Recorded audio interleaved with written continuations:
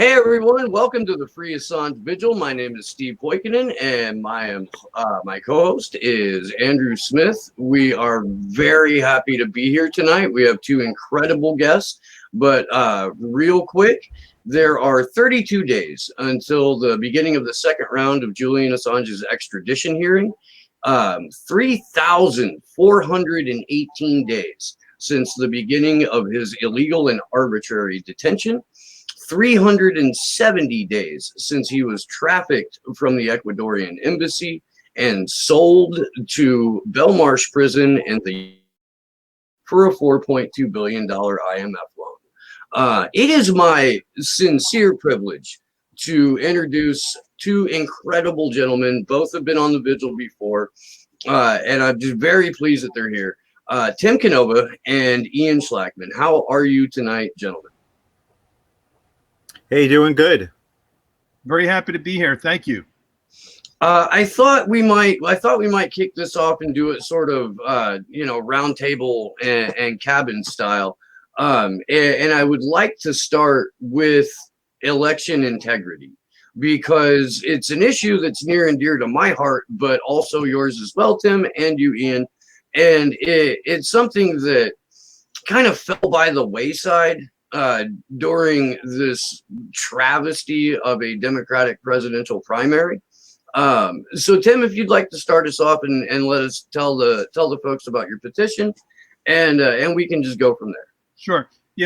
Thanks. It always does fall by the wayside in this country. It's interesting. People say that Americans have a certain type of amnesia, historical amnesia, but we're not talking about amnesia about things that happened decades ago. The amnesia is so immediate. It's like it's the last election, whether it was 2 years ago or 2 weeks ago. Americans have a way of saying, well, that looked like it might have been rigged. Time to move on and get on to the next subject. It's almost like this attention deficit disorder that goes on in this country. So, I don't want to go on for a long time about my own experience here in South Florida. I know a number of you already know about it. We ran against Wasserman Schultz, Debbie Wasserman Schultz, in 2016. She was head of the DNC at the time. We thought we beat her. We had an amazing grassroots campaign, hundreds of door knockers, volunteers, field organizers. Our internal field numbers showed us crushing her. It looked good. We raised a lot of money in small donations. We had all the momentum on our side. And then the polls closed. They declare her the winner. I asked to see the ballots. They throw out the ballots. I mean, that's the long and short of it. It plays out over a series of months. We bring a lawsuit. They destroy all the ballots while the lawsuit is pending. These are violations of state and federal law. No prosecutions, no criminal prosecutions. We go at it again. 2 years later, I run as an independent. A week or two before the election, there's some Republican news outlet that says this is neck and neck. There's a Republican poll reportedly that has me neck and neck with Wasserman Schultz in a dead heat. The polls close. They say I lost, and I got the same ridiculously low percentage in every demographic group. Doesn't matter what demographic: whites, blacks, Hispanics, males, females, Republicans, Democrats, independents. Doesn't matter what precinct, where in the precinct's located in the district, what the precinct size is. For every demographic group and every precinct, I got the same exact percentage. The experts, national experts in statistics, leading experts, they say this is just statistically impossible. So we'd like to see the software. We can't see the software because the software is proprietary. And this isn't just with me. This is nationwide. 98% of the districts in this country, they have electronic voting machines with proprietary software. You can't inspect them. If you want to inspect the ballots afterwards, if you don't spend the money for a lawsuit, good luck. And if you do, I guess they can just throw out the ballots anyway and get away with it. So it's really, I'll try to temper my language. It's an unacceptable, outrageous, shameful election system we have in this country. Every major democracy has banned the electronic voting machines. Great Britain, France, Germany, the Netherlands, Sweden, South Korea just did. Australia has. South Korea, after 18 years with paper ballots, but the paper ballots are counted by passing them through scanning machines, electronic scanning machines that can be rigged. South Korean voters petition, 200,000 petition signatures. They got rid of the electronic voting machines. This will be the first election in South Korea in over 18 years where they don't have the machine ruling over them. So anyway, that's kind of the long and short of it. I think a lot of experts say that the ideal election system is having hand-counted paper ballots that are counted by hand in public on election night at the local precinct level, and that the results are reported immediately, publicly at the local precinct level.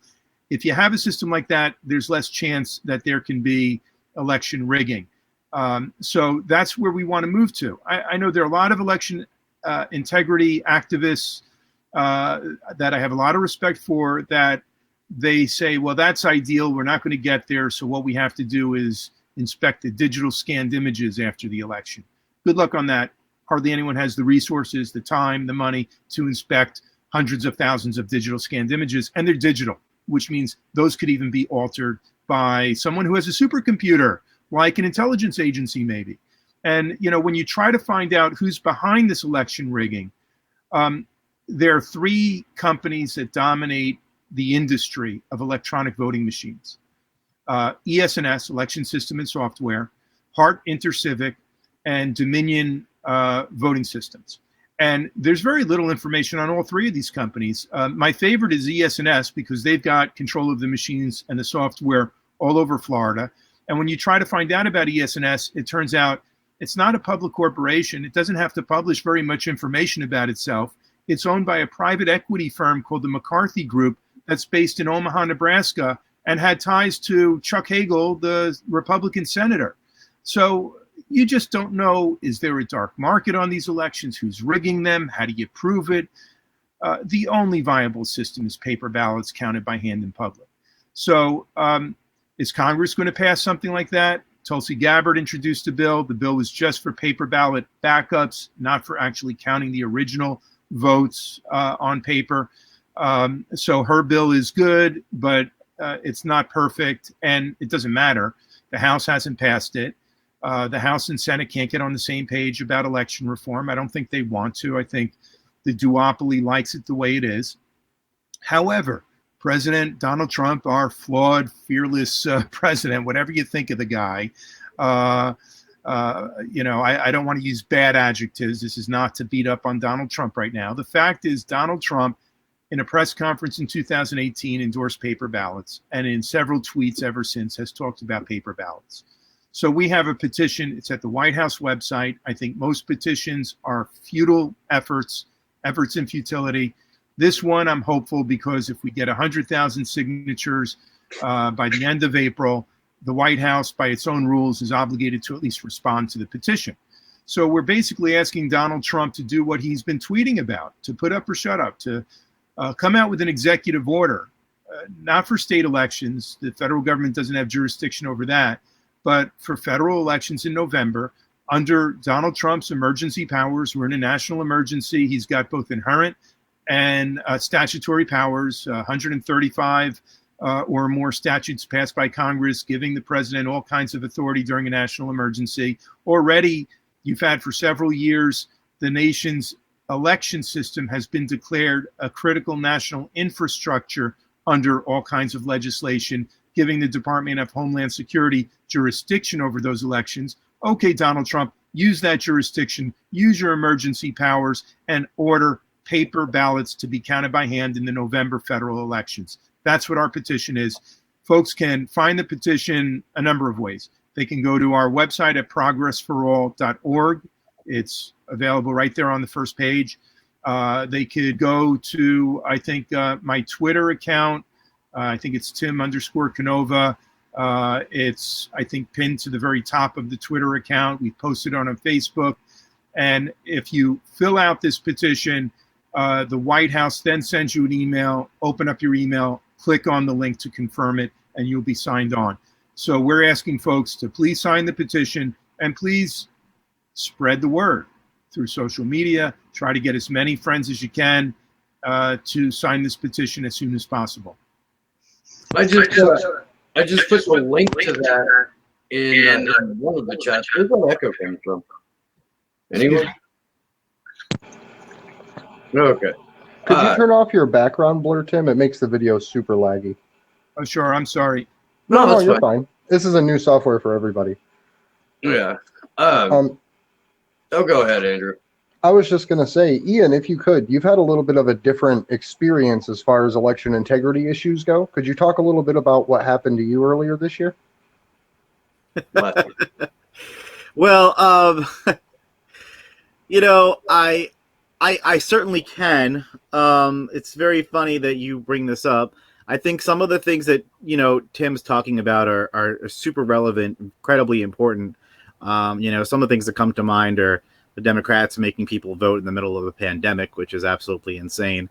The other thing, is that we see this in local elections here in Baltimore all the time, how absolutely insane the Democratic machine could be, cracking down on independents trying to run for office. I could go on and on about things we've seen in Baltimore City, drunk election judges and stuff like that. But if you're talking about specifically what happened to me earlier this year, I guess you're talking about what happened to me with the Green Party.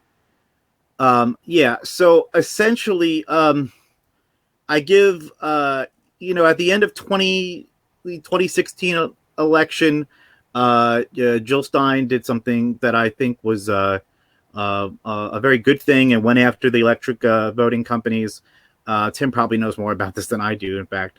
But, we were very proud of her and the Green Party for doing that, fighting very hard to get the software opened up.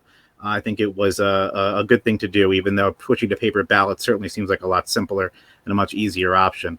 But 2019, I decided to run for president with the Green Party. Lots of different factions in the Green Party.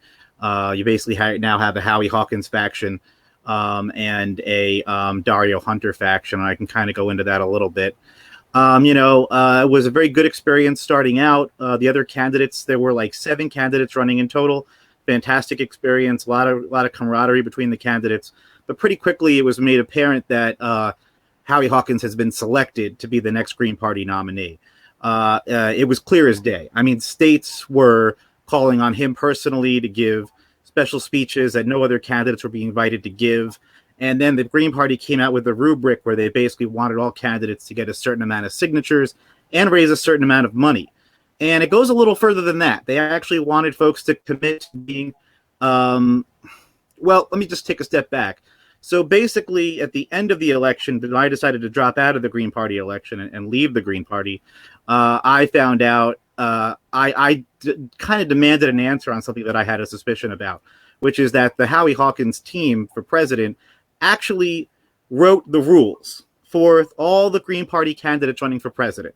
Early in 2019, we received a letter from Andrea Merida, Howie Hawkins' campaign manager, basically asking us to sign on to this weird document that had all these kind of random numbers of signatures and amounts have to raise, pledging not to work with other parties, and then also pledging to basically get the Green Party's vote count as high as possible through what the Howie Hawkins campaign deemed like the best way to do so. Getting on as many ballots as possible, even other people's ballot lines, all this kind of junk that they're doing. I didn't sign on to it. I thought it was ridiculous. At the time, I remember other candidates questioning her because she was actually also a co-chair of the party, Miss Merida. And we asked, are you asking us as a co-chair or are you asking us as a campaign manager for Hawkins? And that's when it became clear that a lot of these folks just weren't really playing fair. And they were writing these rules with the intention to give Hawkins an unfair advantage. So stuff just kind of got a lot worse from that point. But finally, at the end of 2019, some brave whistleblower from the Presidential Campaign Support Committee of the Green Party finally admitted that, yeah, the Hawkins folks actually did write the rules. And there was a concerted effort to kick all of the other candidates off the ballot. Can I jump in here real quick, Ian? Yeah, go ahead. There were rules that said you couldn't work with other parties, but Howie Hawkins is also on the ballot for another party. I mean, how does that work? Well, it goes back to this old rivalry between people who are now on the Hawkins team and Jill Stein. So we're talking this rivalry. The let's say take the pro Hawkins faction consists of Kevin Zeese, Margaret Flowers, Andrea Merida, and a couple other folks. this team really wants to do what I call a Green Party purity project. They don't want the Green Party working with Democrats at all. Not allowed. They don't want the Green Party working with other parties because other parties may be influenced by the Democrats, such as the Working Families Party. So they're really about just running green, no corporate money. It sounds okay, but the problem is that there's no unity. They don't want any unity with other political parties. And I know Kevin Zeese and Margaret very, very well. They are folks right here in Maryland. I've been over their house many times, and I was a thrill to meet them at first, to be frank with you, as an impressionable 20-something. But pretty quickly I realized that there was this major beef in the party between them, Andrea and Jill Stein.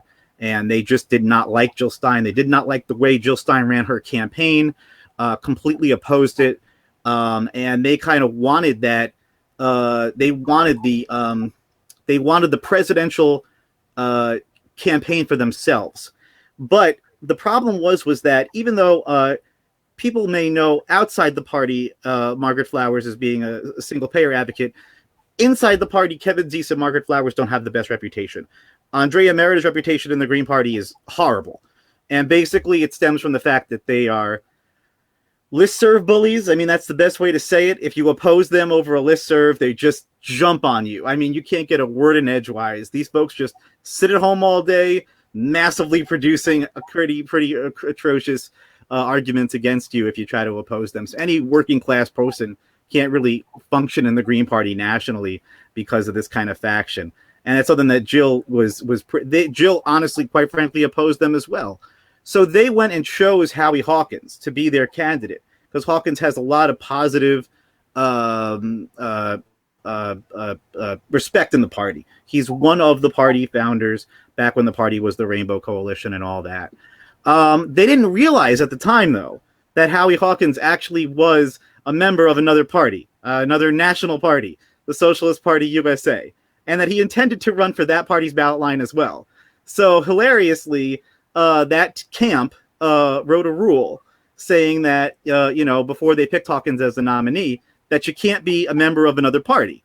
And then all of a sudden, when they backed Hawkins, they had to instantly reverse their own rule and say, oh, that rule didn't mean what we said it meant.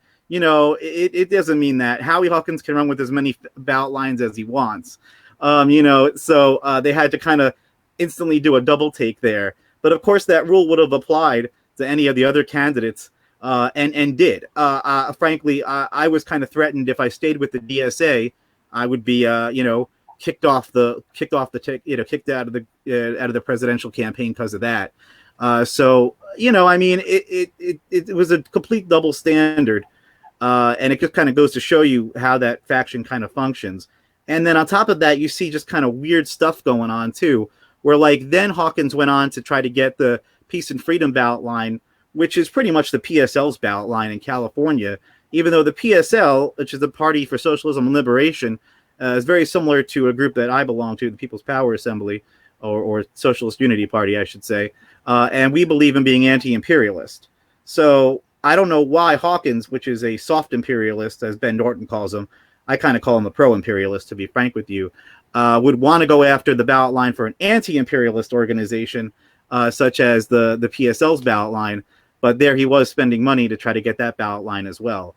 So I just feel a lot of this stuff, I think what we saw happening with Bernie Sanders eventually supporting Joe Biden, calling him his good friend, never really wanting to attack him, is the same kind of thing that's happening behind the scenes in the Green Party, unfortunately.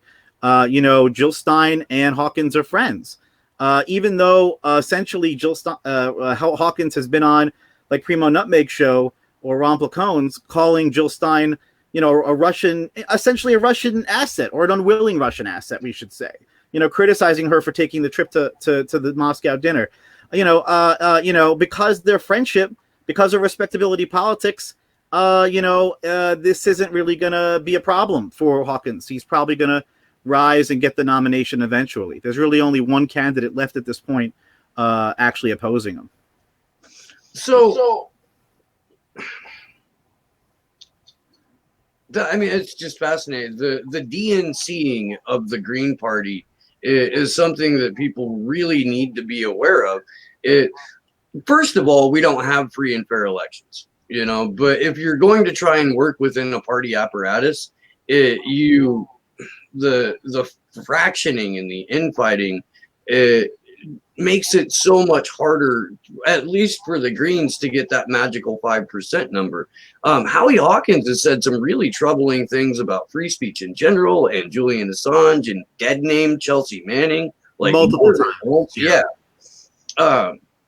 And that was something that, like, when me and you and Andrew were in front of the William Truesdale Detention Center, which Chelsea was and Jeremy Hammond was, like, I, in my head, was hearing that Howie Hawkins interview, and it made me furious.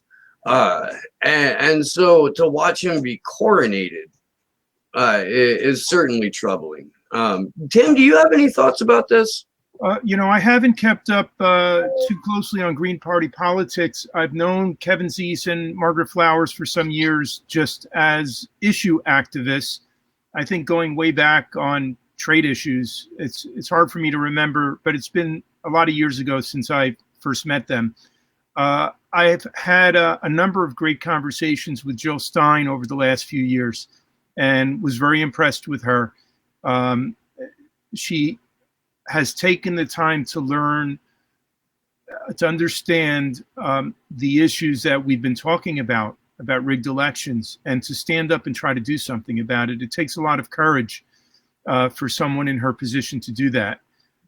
So I've heard a little bit before this conversation about this rift that's growing within the Green Party. So things that Ian is saying is not a surprise to me at all. I've heard much the same kind of critique of Howie Hawkins. I've never met Howie Hawkins or had a conversation with him, so I don't really have a strong opinion about him. But, again, I think the world of Jill Stein. I hope she might be able to weigh in and help with our petition drive as well. And, just generally speaking, I'm very supportive of the idea of third-party politics in this country. Whether it's through proportional representation or what's in the Green Party platform, ranked choice voting, ranked choice voting.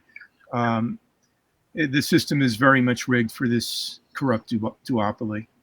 So it's disappointing to hear about the problems that are happening in the Green Party. And I don't know, is this inevitable? Whenever you have a party, you're going to have people who are going to try to take control and use the rules to keep other people from rising in the party.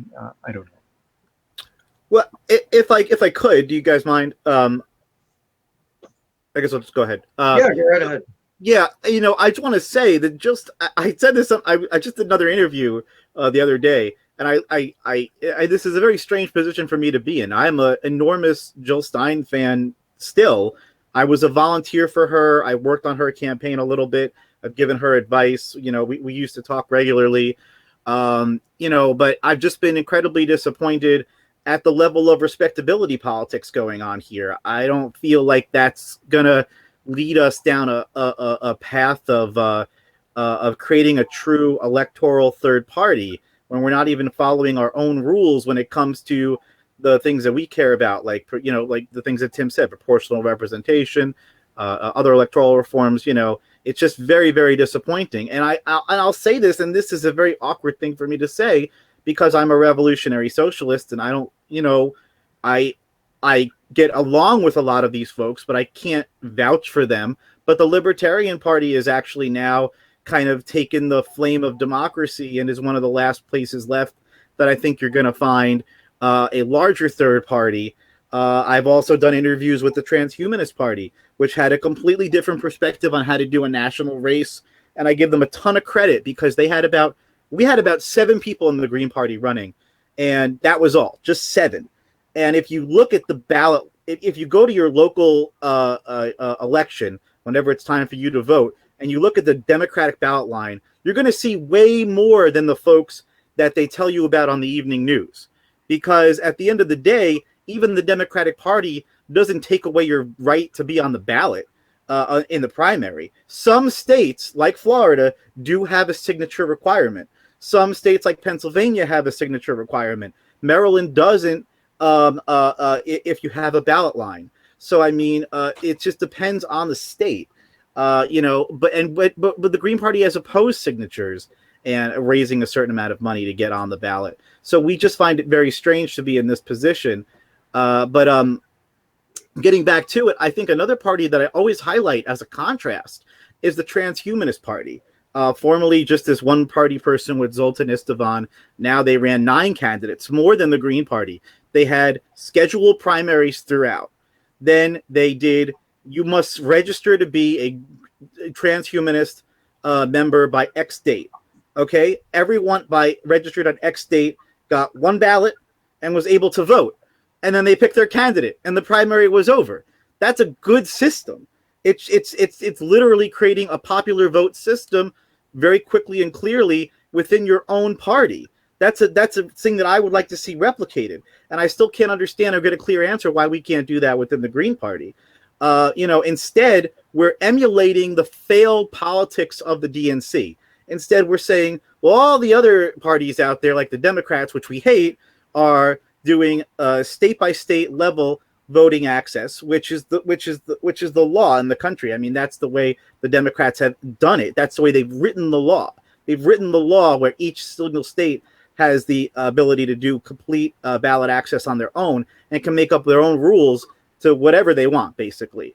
But the Green Party, because we're an independent party, in almost every state can just kind of do whatever it wants. The state doesn't really bother us. We could, in Maryland, we could literally write in anybody. We could just, they call us up, they say, who's your nominee? And we tell them, that's it. It's as simple as that. So I really get a little annoyed that we're emulating a failed system. We don't want to be like the Democratic Party, whether that's at the ballot box or whether that's at, behind the scenes with the respectability politics. We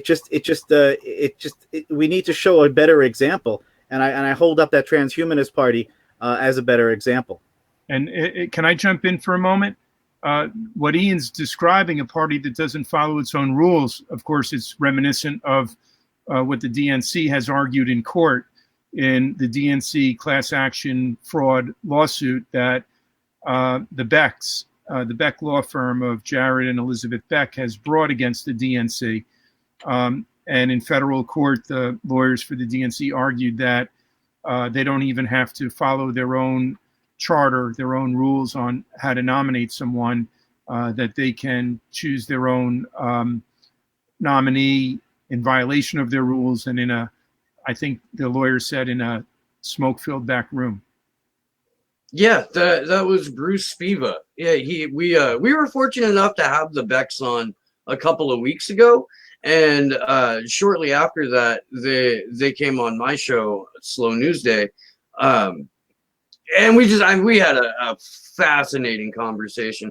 But one of the things that Jared reminded me of is that Bruce Spiva also said, technically, there's no such thing as a Democrat, which is just absolutely fascinating to me that you can have this private club responsible for pre-selecting candidates, and it basically, they admitted in court that the DNC is a money laundering operation, and because they don't have to follow their own rules or bylaws, F off, we're and that was more or less it. Now that suit is heading towards the Supreme Court. Jared and Elizabeth filed on March 18th. And they are hoping to be able to present it sometime this summer. Yeah, they briefed it. I know that. So to kind of pivot the conversation a little bit, we had a lot of news here in the last 2 or 3 weeks about Julian's court case. He was denied bail amid the pandemic, just as the United Kingdom started releasing prisoners. They attempted to extort the name of his partner and his children in an attempt to say, hey, if you're going to file for bail, we're going to release their name to the public. She has since went forward, revealing her identity, the identity of their children, in a very heartfelt video It's an 11-minute video that you can find over on the WikiLeaks channel, and then there's a shorter 6-minute version of it that came out in a couple different publications. I was wondering if you, Ian, could weigh in a little bit about like what your thoughts are amid the basically failure to release Julian during this pandemic, and also the larger question of this just being a show trial in general. Yeah, that's a fantastic question. You know, we in Maryland, well, okay, so in the People's Power Assembly, and I think you're seeing this now. I just watched a PSL live stream before coming on, and PSL seems to be talking about the exact same thing, which is basically prisoner solidarity in this time of COVID-19. You know, my comrades over at People's Power Assembly are getting phone calls weekly from prisoners who are experiencing the most horrific conditions in Maryland jails. We're talking folks that are forced to be around people that clearly have either some kind of illness or probably COVID-19. And when people speak out about it and complain to guards, guess what? The guards literally beat the shit out of them. I hope I could curse. I apologize. Okay. So it's absolutely disgusting behavior that we're seeing in the prisons here in Maryland. And then what we're hearing is nationally, this is the exact same thing. We're seeing this all over the country. And like I think we've pointed out a couple of different times now, you know, folks disappear in prison. Folks commit suicide in prison that go in completely healthy. All of a sudden they've committed suicide and no one really knows why. And no one's really given an explanation, just that the guards say, well, your son's dead. Your brother's dead. Don't ask any more questions. Sue us or take us to court if you want more information. And then they often stonewall. And that's the fear. That's the fear with Julian Assange, is that they're just going to say, oh, look at that. He died of COVID-19 and it's not our fault, and have a nice day. I mean, that's the incredibly legitimate fear. The man is obviously in terrible health. From what I understand, he had a previous lung injury, so he's extra susceptible to COVID-19. He was previously reported to be in terrible health even before this.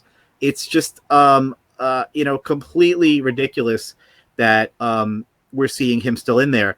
But here in the U.S., and the U.S. is behind a lot of these all these extradition charges, we're seeing calls for prisoners to be released that are nonviolent. I mean, I'd release all the prisoners. I'm a prison abolitionist. That's another story. And we're also seeing baby prisons, child jails, demanding to be emptied at this point in time. Still haven't done it here in Maryland.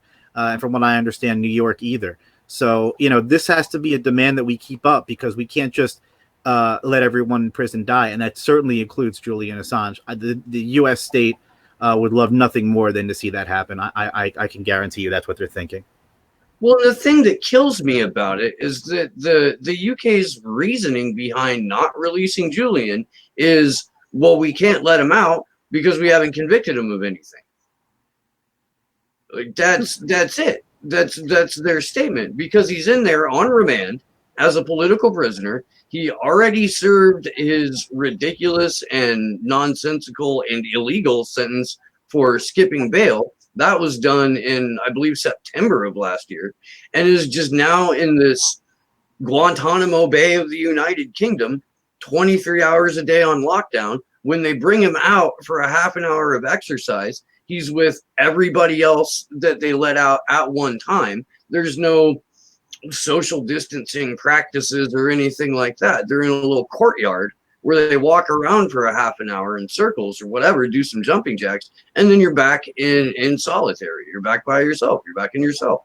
And it is just, this entire case is so emblematic, and we're watching the rule of law die in real time. And Tim, you're a constitutional lawyer. You teach constitutional law. Yes, I'm going to be teaching First Amendment law, in fact, in the fall semester.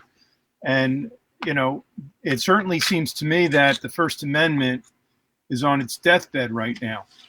For a number of reasons. You take a look at the structure of the media in the United States, where 6 gigantic corporate conglomerates now control 90% of all the news outlets, whether it's television, cable, radio, or print media, owned by 6 corporate conglomerates.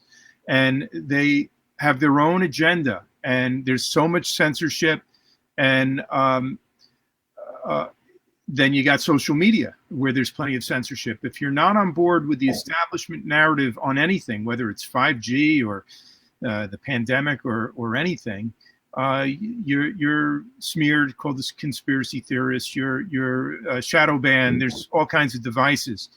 And then you've got a real journalist like Assange. I mean, somebody who has published so much important information. This used to be the function of major media like the New York Times. You think about the Pentagon Papers. It was the New York Times that published it. It was a turning point in the reporting and the thinking and the discussion in this country on the Vietnam War. And you compare that to Julian Assange and WikiLeaks. When they published Collateral Murder, when they came out with those videos that Chelsea Manning had leaked to them, that became a turning point in the way Americans looked at our involvement in Iraq. And this is supposed to be a democracy. It means that the population has to be informed, that our legislators have to be informed. Julian Assange and WikiLeaks has performed such an incredibly important service to the people, to try to keep our democracy alive. And they are being punished for this. I'm almost speechless when I try to talk about this, because it really angers me and frustrates me to no end. Somebody just sent me a quote by Abby Hoffman, who was the great Yippie leader during the Vietnam War, anti-Vietnam War activist. And Abby Hoffman had said, "You measure democracy by the freedom it gives its dissidents, not by the freedom it gives its assimilated conformists." Well, WikiLeaks and Julian Assange essentially are dissidents because they are speaking truth about what the power establishment is doing. They are speaking uncomfortable truths. And when I say speaking it, it's not even editorializing. They are just reporting facts. They're reporting facts given to them by whistleblowers. We just went through an impeachment where the Democrats all preened about how important it was to protect some whistleblower who had secondhand information about a phone call that the president made to the Ukrainian leader, and they don't seem to give a damn about this whistleblower publisher who has been persecuted for years now, who's giving his life, his health to a cause that is so much bigger than all of us. You know, when I think of words like integrity and commitment, you know, that Julian Assange embodies that. And, you know, again, I'm almost speechless. I don't know what to say, except this is a great travesty of justice. I'm grateful that you have this vigil for him, that you have me on today on that, and this evening on it. And I don't really know what else can be done other than to keep speaking out about it. So the big question I wanna pose to you, Tim, the U.S. prosecution in Assange's extradition hearing raised the argument that the First Amendment does not apply to foreign nationals. That if you are not a stamped American citizen, then the United States Constitution doesn't apply, but the Espionage Act does. Is there any precedent behind the First Amendment not applying to a foreign national? It's a good question. I think I focus more on the second part, which is this extra territorial application of the Espionage Act, that we assert we can arrest anyone anywhere in the world. You know, I look at the First Amendment, it's to protect American citizens. It's to protect the consumers of information. Julian Assange, okay, he's an Australian national publishing globally. The internet is a global outlet at this point. The question is, do American citizens have the right to hear what a publisher is publishing on important issues of public policy in the United States? I don't buy this argument that the First Amendment would not protect a foreign publisher publishing in the United States, because, again, it is to protect Americans, to protect our right to hear information, to receive information.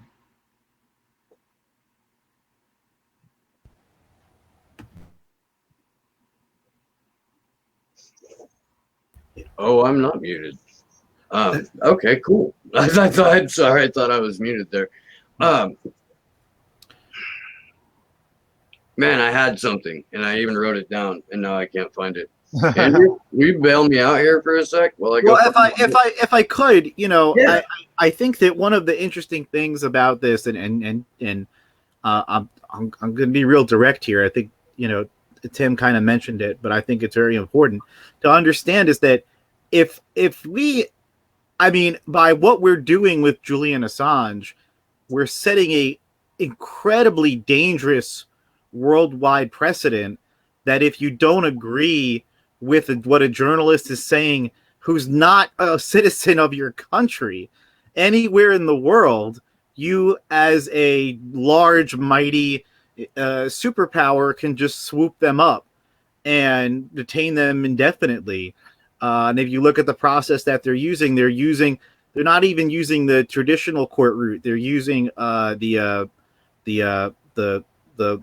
blind jury system. The what's that? Well, the grand jury system. The grand jury system. And Ian, can I just interrupt just for a moment? Please go ahead. It's a grand jury in Northern Virginia. The hometown grand jury there. This is where the CIA is located, Langley, Virginia. So it's not surprising. There's an old saying that a prosecutor can get a grand jury to indict a ham sandwich. It's not that difficult. And in Northern Virginia, they prosecute more of these espionage cases in Northern Virginia than in any other district in the United States. And, if Assange gets extradited and tried in Northern Virginia, I'm not sure he's going to have a fair jury listening to the case. However, even if he's convicted in Northern Virginia, I can't imagine this going all the way to the Supreme Court and the Supreme Court upholding this kind of a conviction. Maybe I'm being naive, but I cannot imagine even this Supreme Court allowing that to happen. Well, I tend to agree with you on that. The problem is, and you alluded to it, not only is the jury either personally related to or knows someone in the intelligence community, but in these national security cases, John Kiriakou talked about this a number of times, both on my show and on the Vigil and on Unity for Jay, where the defense doesn't even get access to all of the material being used against their client. The jury themselves will get a redacted version of the transcript. So there will be nonsense words thrown in there, and they'll have to either trust their memory or try to fill in the gaps when they're going over the transcripts in deliberation. It is that in that particular court, the Eastern District of Virginia, they have a 100% conviction rate. Yep, and the judges are like hanging judges. They really are pro-intelligence agencies. Yeah, and that's why we've been focusing so hard on trying to stop the extradition, because once he gets here, there's a ridiculous line of thought that's floating around that somehow Julian will be able to disclose once he's brought into the court, and they'll be able to shine some light on what's going on, and that's just simply not the case. Well, the thing is, what would he disclose?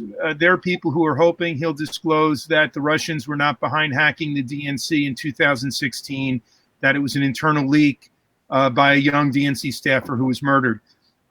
He's not on trial for that. He's not been indicted for that. He's indicted for allegedly aiding and abetting an internal leaker who was Manning at the time. And helping Manning hack into a Defense Department computer system network. It's been a while since I read the indictment, but my memory serves me. I think that's what the indictment is all about. And I don't think it has a good basis in fact. It would be stretching the law that any time a journalist gives any kind of encouragement for a leaker, that they could be said to be aiding and abetting espionage. And the factual allegation that Assange tried to, in a more material way, help the hacking itself, it doesn't seem to hold any water either.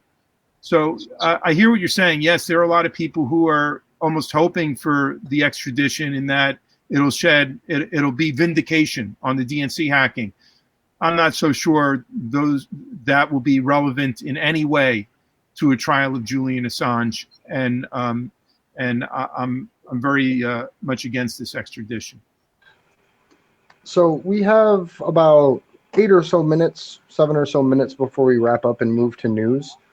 But we did have a question come in the chat about an earlier conversation for Ian. Are you aware of any of Hawking's funding sources, and is there any actionable evidence that he's taken about where it's come from? Yeah.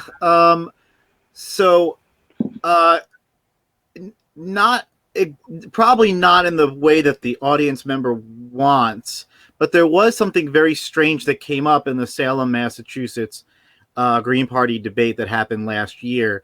Essentially, and believe it or not, Dario Hunter is the one that leaked this, or said it publicly, that at the time co-chair Miss Merida was also in a dual role, Howie Hawkins' campaign manager. And for those that need to understand this, you have to understand, like down in the Florida debate, she would literally walk up to the stage and say, "Hi, I'm Andrea Merida, and I'm here today as the co-chair of the Green Party, and I'm also here today as the Howie Hawkins campaign manager." And so if we had Tom Perez go on stage last year and say, "Hi, I'm Tom Perez, I'm the DNC co-chair, I'm the DNC chair, but I'm also the Joe Biden campaign manager," people would flip out. Like, they would say, "This is ludicrous. How could you do this?" But it didn't just stop there. The funding problem was that not only did Andrea take money for travel to events where she was representing Hawkins, but she also took money for events, and she was traveling for the campaign, for the Green Party. So literally, she'd get double funding to attend things like the Salem, Massachusetts Green Party debate.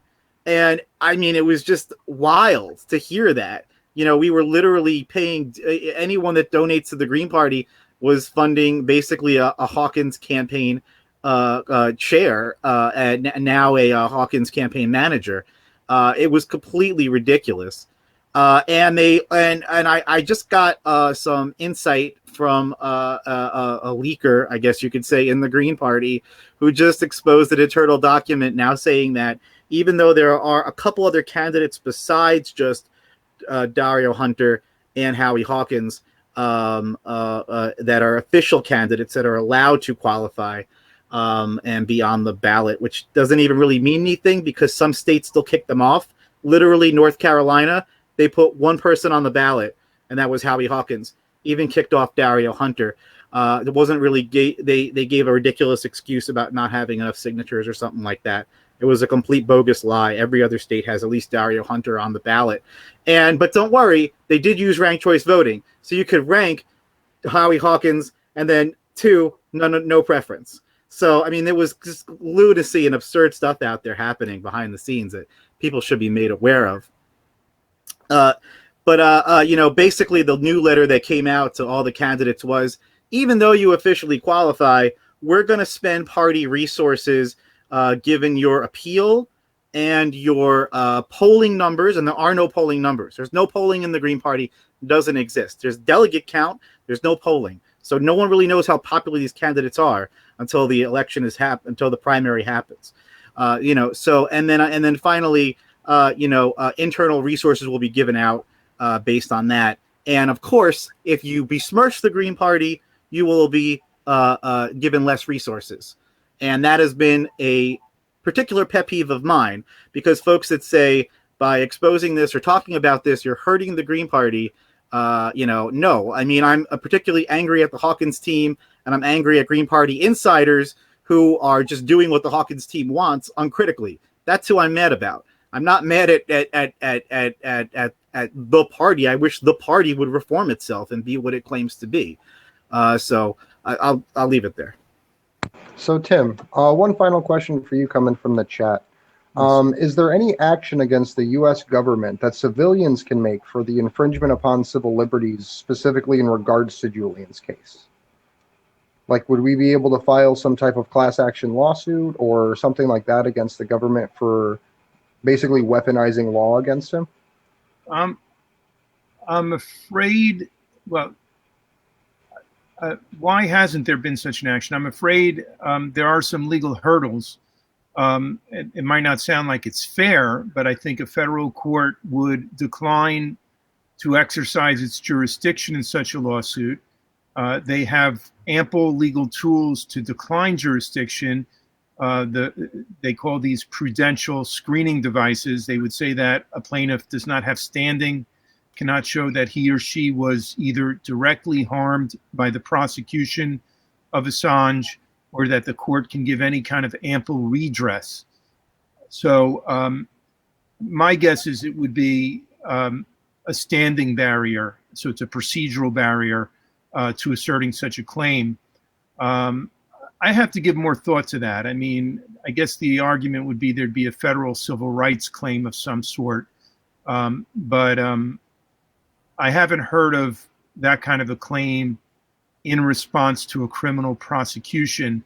But then again, we haven't seen criminal prosecutions against publishers for simply publishing the truth. However, that is the way we characterize it.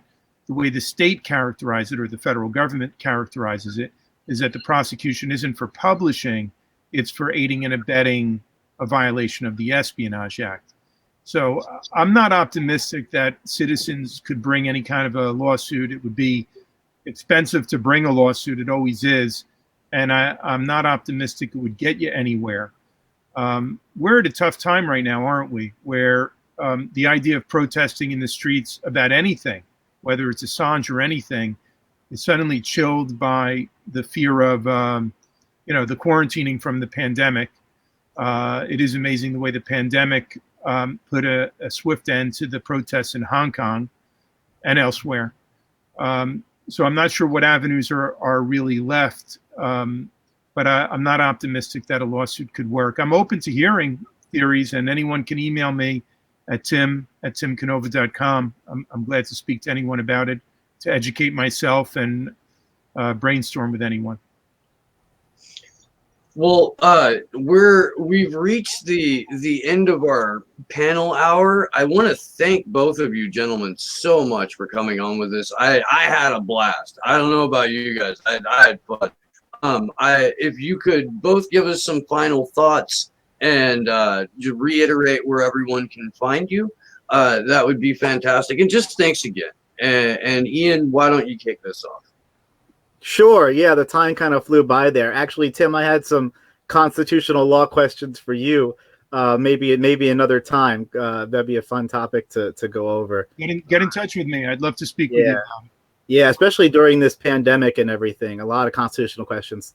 Anyway, my website is schlackman.com.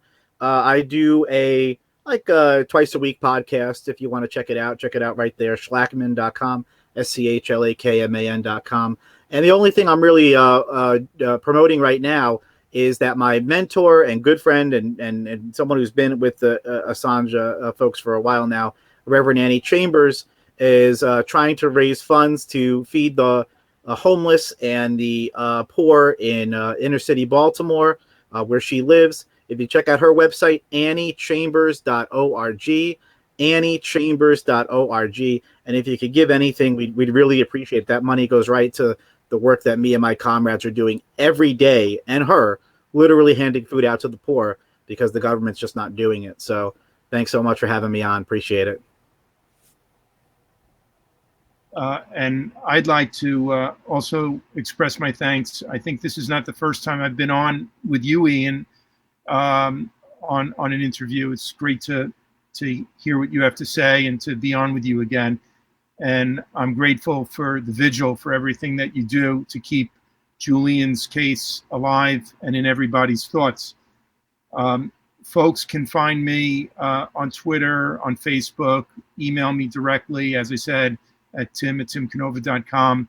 I urge folks to sign our petition demanding hand-counted paper ballots. You can find the petition at progressforall.org or pinned on the top of my Twitter account.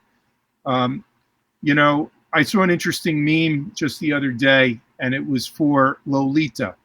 Lolita is a orca whale that's been in captivity at the Miami Seaquarium for something like 48 or 49 years now. I've lost track. It's a lot of years, most of this creature's life. And the meme was, if you think it's tough being stuck in quarantine for a day, a week, a month, imagine what it's like to be swimming in the same bathtub for 48 years or something like that. And, you know, I say the same, and I don't mean to trivialize Julian Assange's suffering. I mean to highlight it. Imagine what his quarantine has been like, the sacrifices. How long has he been in captivity, whether it's the Ecuadorian embassy or now in prison? 8 or 9 years now? It's going on 9 years. We have it in days, and it's 3,418 days of illegal and arbitrary detention. What this man has suffered and sacrificed for all of us, and what he has given to us in the past. Collateral murder is just the beginning of it. Say a prayer for Julian. I will tonight. Thank you for having me on. Thank you for being here, Tim, and thank you, Ian. Yeah, this is just fantastic. And if you guys would like to have a conversation together, I would love for that to happen on Slow News Day. Like, I would just, that would be incredibly fun for me. But, you know, selfish, it's my show, whatever. But no, I think that'd be a ball. I'm in. Sorry? I said I'm in. Sure. Hell yeah. I'll get in touch with both of you guys on that. That sounds like a party. It does. Right now, I'd really like to thank Unity for J for allowing us to stream on the channel tonight. You guys are absolutely amazing. The whole reason we're doing this right now is because when Unity for J wound down, there was a space. And we wanted to fill that space with activism and awareness and just, you know, keep hammering home that Julian Assange's life is on the line. Free speech is on the line. The future of press freedom is on the line. The First Amendment is hanging by a freaking thread. And we're not going to stop until this man is free. And we'd also like to give a big shout out to the Don't Extradite Assange campaign. Andrew, you want to pick that up? Yeah, absolutely. So the Don't Extradite Assange campaign, actually, I reached out to them this morning, and they said that we would be able to bring the broadcast to you guys through the Action4Assange channels, which also includes, thanks to them, the Unity for J channel as well. So 7 o'clock on Saturday, 7 a.m., we are going to be starting our live stream for the day, because we have multiple events that I'll talk about in a second. With the Don't Extradite Assange campaign's live stream that includes John Pilger, Steph, and Charles Glass. So we are super, super excited to be able to broadcast that to you guys. So mark that down on your calendars, because that is Saturday at 7 a.m. Eastern Standard Time. And then later in the day, we will have, Christopher will be joining the actual Action4Assange crew for our stream at about 1 p.m. Eastern Time. That's former member of Parliament Chris Williamson, yes, who ran out on a rail with just the most egregious and sickening propaganda campaign, painting the man as an anti-Semite when he's the furthest thing from that. And it was just one part of the smearing of Jeremy Corbyn on top of that. Chris Williamson is a stand-up gentleman, and he was one of the only voices in the UK Parliament who spoke out on a regular basis about Julian Assange. He actually brought forth a motion to have him released from prison And he, in the UK, it's called tabling. It means something different here, obviously. But he tabled a motion for that. Within a week, he was ran out of Parliament. And then later in the day, actually, we will be having an event in conjunction with the Yellow Vest protest movement in France, where Steve and I are going to be speaking at that. And then we're going to be working with Candles for Assange in New Zealand to see if they can get a stream going in the in-between time between the UK stream and our stream at 1 p.m. So this Saturday is going to be filled with broadcasts. So if you guys are interested in checking that out, we really, really encourage you as early as you can, because 7 a.m. is almost too early for me. But I really look forward to... in the morning here. I'm not going to make that. So I'm super appreciative for all of us being able to come together to get these digital marches put out to the internet. But we're going to be moving over here into our news section. And the first thing we're going to be talking about today is something that most everybody knows, but I feel like it's worth putting out there just to kind of show the world. This article was actually dated 3/6/2020. Julian did redact an interview with lawyer and journalist Mark Davis. Sydney Criminal Lawyers. All right. Let me get my... And I am not muted. That's awesome. All right. Let me go through here. The lineup of renowned Australian journalists on the stage at Martin Place Amphitheater on February 24th was impressive. Gathered for... Okay. We will be back in just a second. We had some issues with the video cutting out on us.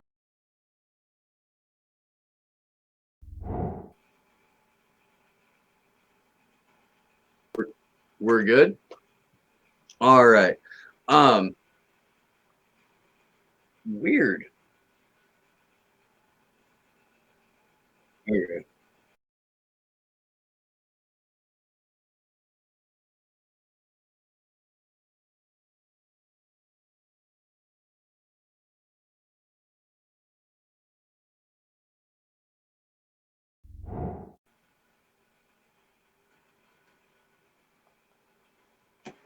All right.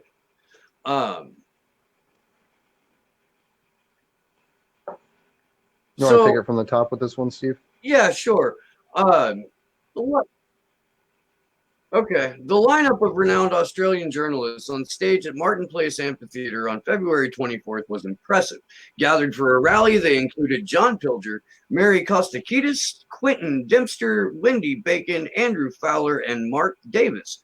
They were there to speak in support of fellow journalist Julian Assange on the first day of his appearance at London's Woolwich Court, in proceedings that will decide whether the Australian citizen will be extradited.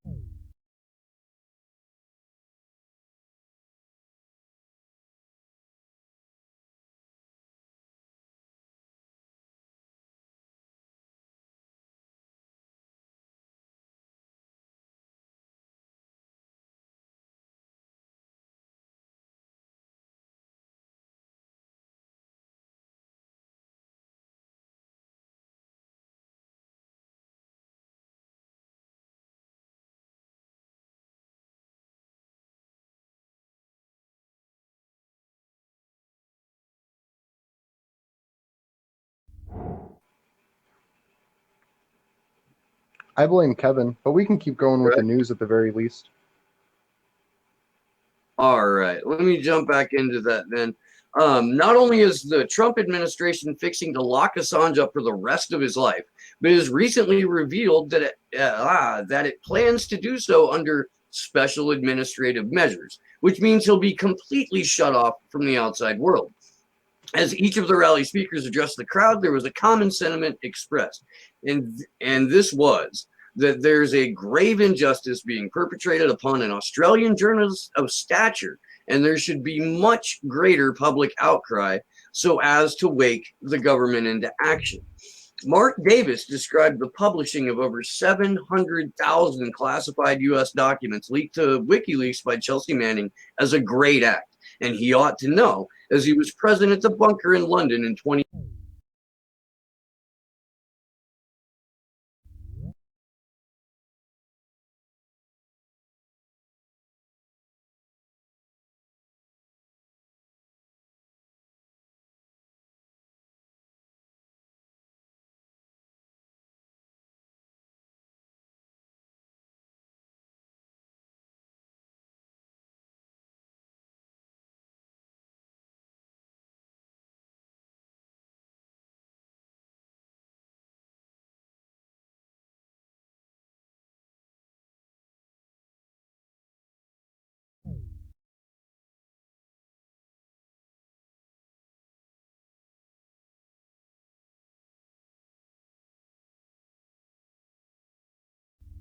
Gold walkie for blood money, an investigation into.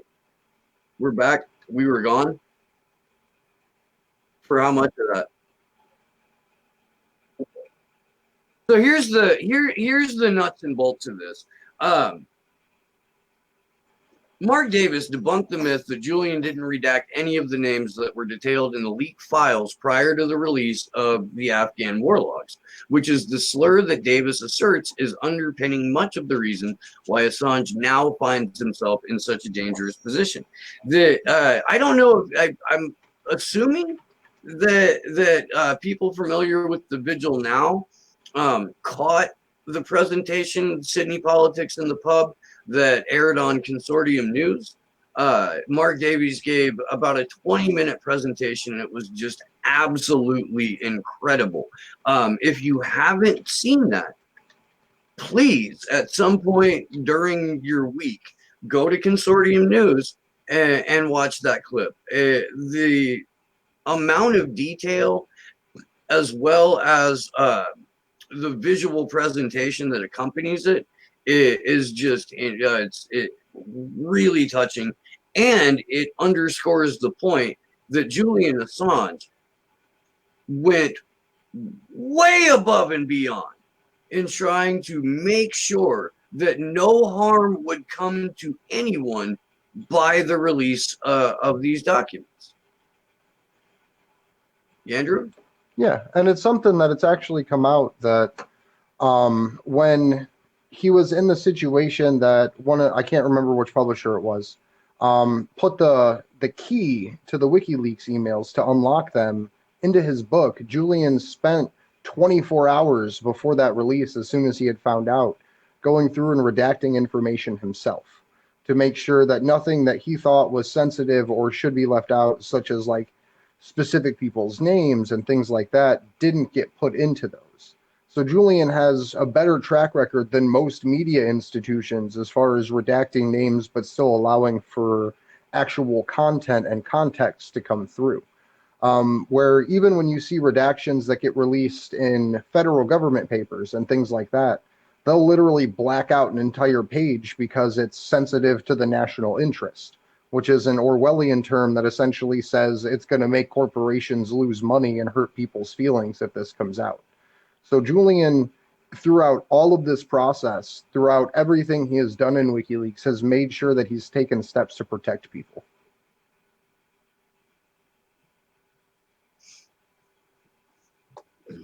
All right. Do we want to get to the Pilger video real quick, or do we want to transition into something else first? No, let's do the El Pais article. Okay. Because this is some hectic shit, y'all. I'm at this point you have to be aware of the fair. Maybe not. I don't know. I don't know what part of your journey you on. There was a security firm called UC Global, or a Spanish firm that was hired by the Ecuadorian government to provide security to the embassy there. And when Lina Moreno came into power in 2017, the mission of UC Global changed. And that mission was then to provide surveillance to Lina Moreno, who took it to one of Sheldon Adelson's casinos, and made sure that it got into the hands of the CIA and the Trump administration. So let's get into this. The spying that WikiLeaks founder Julian Assange was subjected to during the 7 years that he lived at the Ecuadorian embassy in London extended to his most intimate relations. The Spanish security firm UC Global, which had been tasked with protecting the embassy, monitored every visit that Assange received and even investigated whether he might have fathered a child during this period.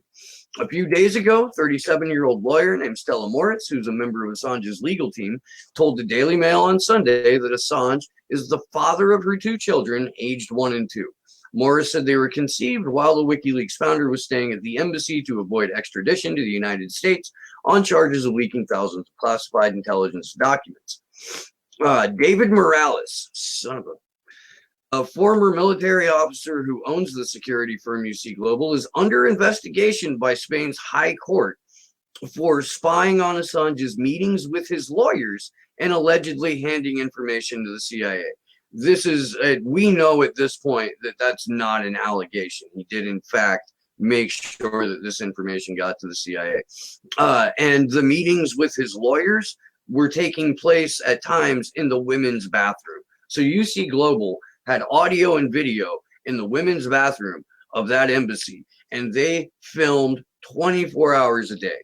Morales suspected that a baby who was repeatedly brought into the embassy by Stephen Hu, an actor friend of Assange's who paid him regular visits, might really be the cyber activist's own child, and these visits were recorded. Morales even issued orders to steal the baby's diapers to analyze the contents for DNA, although the task was never carried out. Reports were drawn up about Stella Morris and about Stephen Hu, according to video and documentary material to which El País has access. It was an employee of the Spanish security firm who alerted Assange's partner about the plans. And look, whatever else this guy did, bless him for speaking out and talking to Stella. They wanted to prove that it was his child in a bid to harm him. Let that sink in. Just take in how fucked up that is. There were talks with 3 Madrid labs to see how the parental connection could be proved. One of them said that DNA cannot be extracted from feces. There was an attempt to take the baby's pacifier, said a former employee of UC Global. This is nightmarish. A company report dated October 27, 2017 details Hu's visits to the Ecuadorian embassy and sheds light on Morales' obsession with getting to the bottom of Assange's best-kept secret during his life as a recluse. That is an oddly worded sentence because he was a political prisoner in that embassy. The report noted Hu always showed up for his visits in the company of a minor that he tells security teams is his own child. The author of the report also wrote that attempts at seeing identification for the child were fruitless and that Stella Morris always arrives a few minutes before Stephen Hu and departs a few minutes after the latter leaves. Although normally she stays for entire days with the host, codename for Assange, and even spends entire nights with him. I want to get your thoughts on this because there's a couple of paragraphs left, and we'll jump back to the one about Morales' arrest. But let's kind of feel this out a little bit, huh? Yeah, I mean, it really just shows the level. It really just shows the level of deep desperation inside of the political establishment, honestly. Because we know that UC Global is funded in whole or part by Sheldon Adelson. That was something that Cassandra Fairbanks had talked with us about, that she had actually gone to the embassy to warn Julian that he was going to be charged for the Manning leaks, most specifically. And you can pull up our other video that we have on the Action4Assange channel to go over that in more detail. But essentially, she got pulled into a room and locked into basically what amounts to a closet within the embassy while they were trying to figure out how the hell she figured this information out, and then was able to get it to Julian. And that's when everything was really solidified for everyone that, like, yes, this is constant audio and video surveillance. And for them to literally move to want to steal a pacifier to get the DNA off of it just shows the utter level of darkness of these people. that they're willing to go as far as thieving a baby's pacifier to figure out if they can hold this as leverage over Julian's head. Did I mean? No, I didn't mean. Yeah, no. It is just.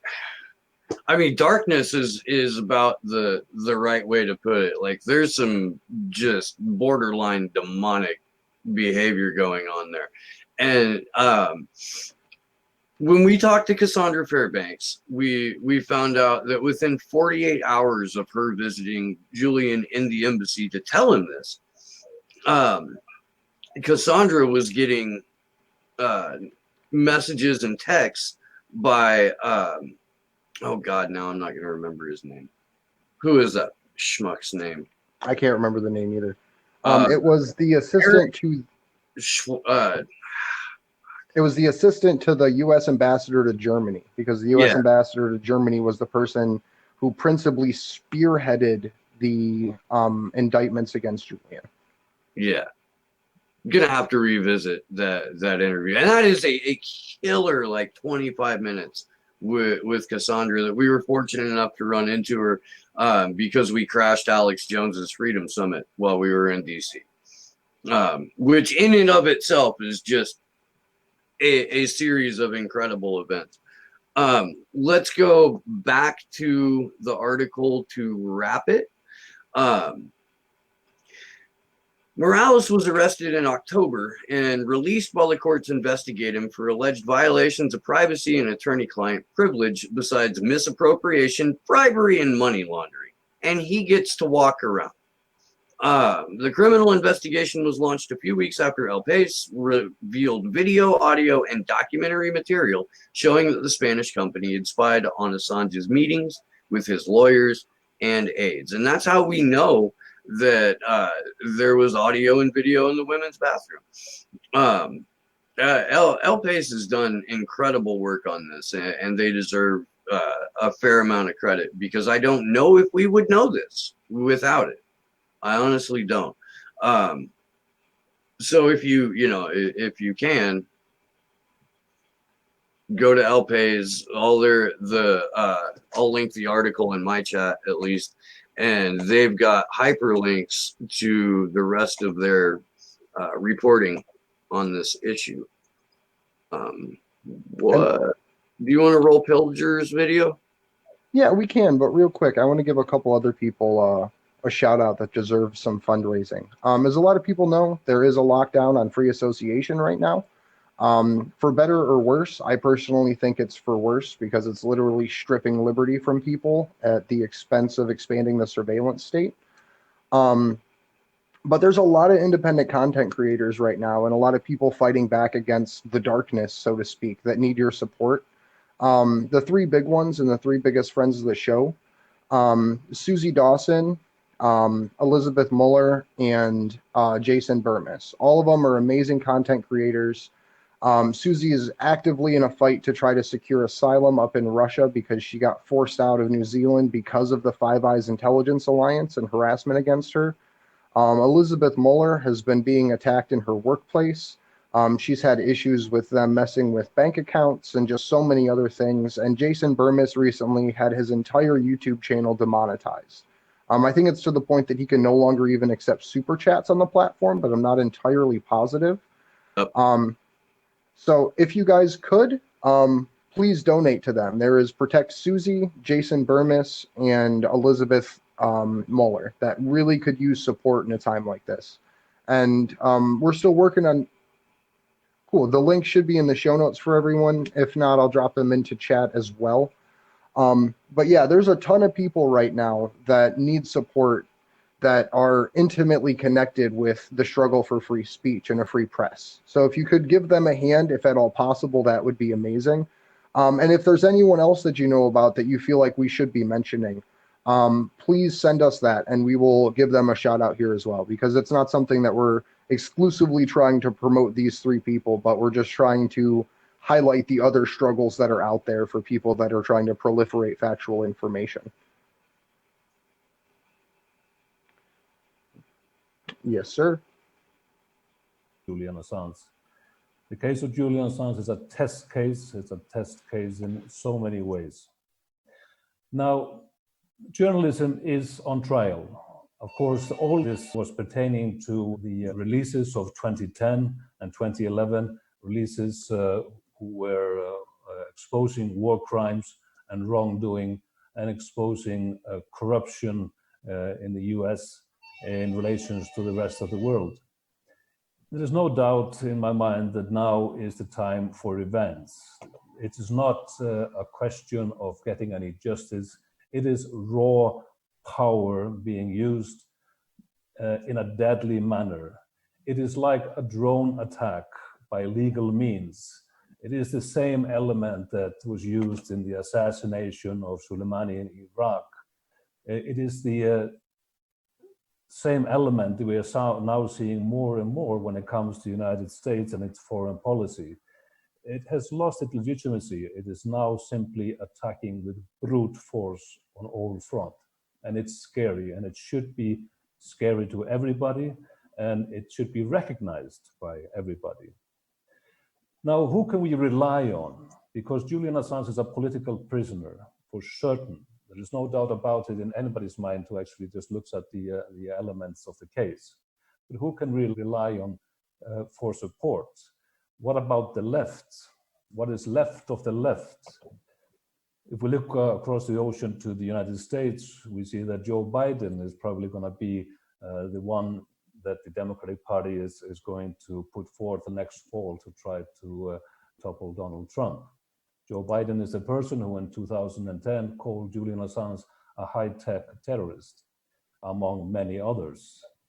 I don't think there is any way that you could look at any positive from that individual and that office and that party in the event that there is a change in the White House after the election next fall. On the UK front, we have a new leadership in the opposition. Keir Starmer is now taking leadership in the Labour Party. He was, of course, the head of the Crown Prosecution Service at the time when that office was actively engaging in a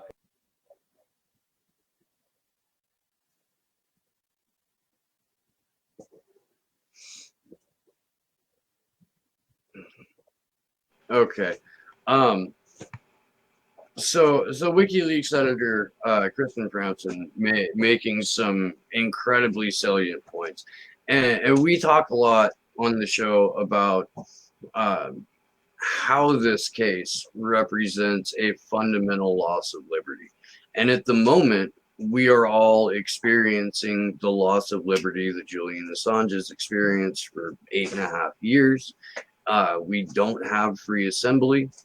If you, all over social media, and especially here on YouTube, if you post something or your content is outside of the narrative when you're discussing COVID 1984,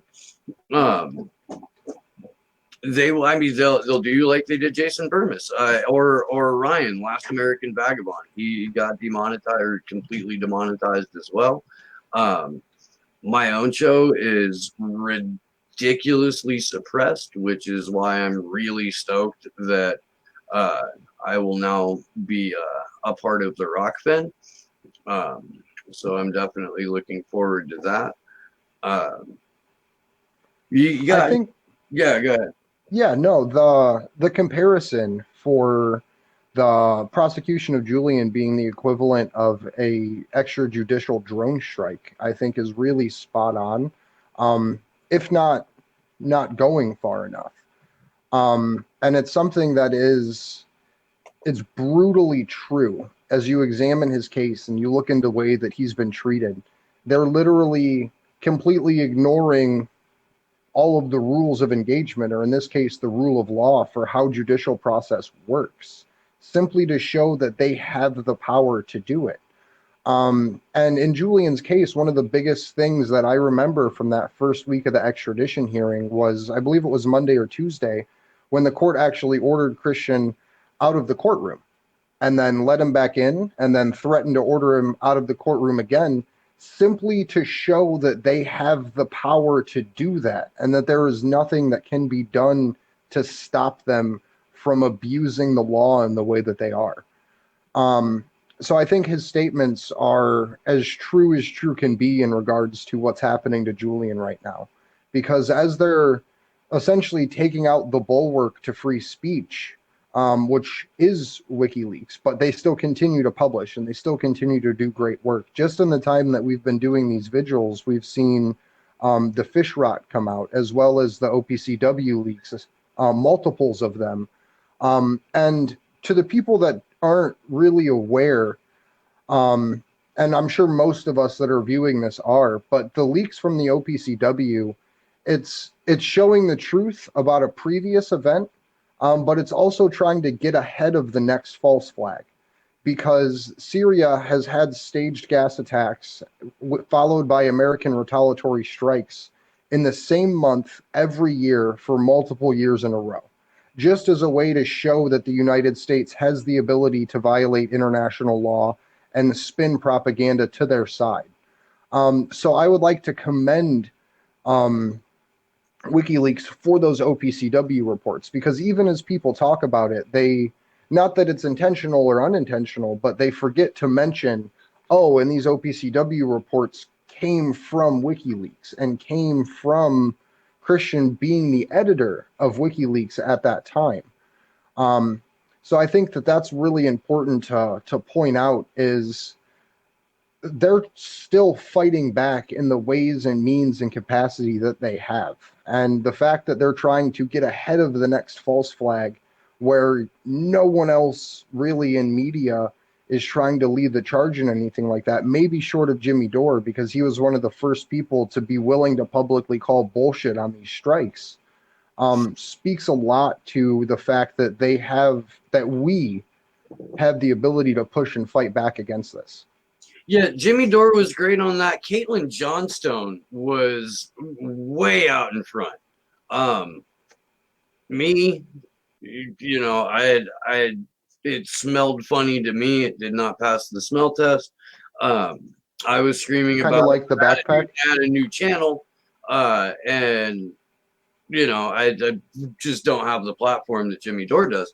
But you know, Aaron Mate was recently on his show and admitted that Jimmy was right. The people that were speaking out about this all along were right. He had to be convinced, and was finally convinced by the second or third drop in October or November of last year.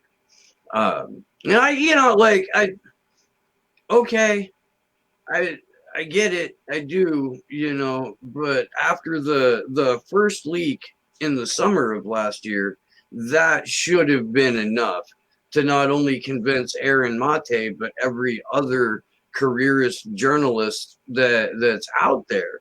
And when you go and you do your show, or you go and you write your article, it is paramount that you mention WikiLeaks as the outlet that gave you this information. People are afraid to talk about Julian Assange. People are afraid to mention WikiLeaks. And that fear is rooted in loss of income, or loss of liberty. But we're running out of First Amendment. We're running out of free speech. It is time to stick your neck out. It is time to stand up for this. Right? And something to his credit, something to give Aaron props on, is he was one of the people at the head of debunking Russiagate as far as popular, mainstream-esque, still independent media goes. So he did a great job at making sure that he meticulously blew holes in every piece of that propaganda story as it came out. Oh yeah, he absolutely shredded the journos that were pushing it, man. Like, yeah, and even still recently, because it's to the point that the editor-in-chief, and this is something we don't have the story queued up or anything, the editor of The Intercept is still pushing Russiagate and apologizing essentially for the Mueller report that, oh, the standards were too high and the administration wasn't smart enough to show Russian collusion.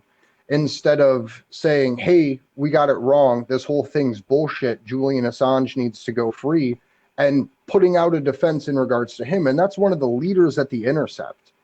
So I'd just like to point out to people that be careful of the sources you watch, the people you listen to.